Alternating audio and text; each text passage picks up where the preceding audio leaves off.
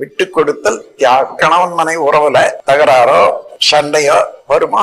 வராது. ஆனா இந்த மனிதனுக்கு உள்ள ஏற்றத்தாழ்வான கருத்து உருவாகும் என்றது எல்லாரும் நம்பும். எல்லாம் நான் நினைக்கிறது அவங்க நினைப்பாங்க, நான் ரைட்டா தானே நினைக்கிறேன், அதனால அவங்களும் ரைட்டா தான் நினைப்பாங்கன்னு நம்பவே கூடாது. அவர்கள் வளர்ந்து வந்தது ஒரு முறை. கருவமைப்பு, ஆகாரம், காலம், தேசம், கல்வி, தொழில், அரசாங்கம், கலை, முயற்சி, பருவ, நட்பு, சந்தர்ப்பம், பல ஆராய்ச்சி, பழக்க வழக்கம், ஒழுக்கம் என்ற 16 2 பேருக்கும் ஒன்னா வராது. அது மாற்றி அனுபவிக்கணும் வர்றது எண்ணம் உண்டாகும். இந்த காரணத்தினால வேறுபடக்கூடிய மனப்பான்மைக்கு மதிப்பு கொடுக்கணும்.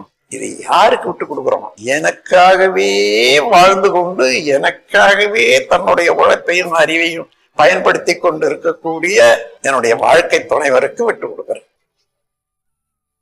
வாழ்க வளமுடன்.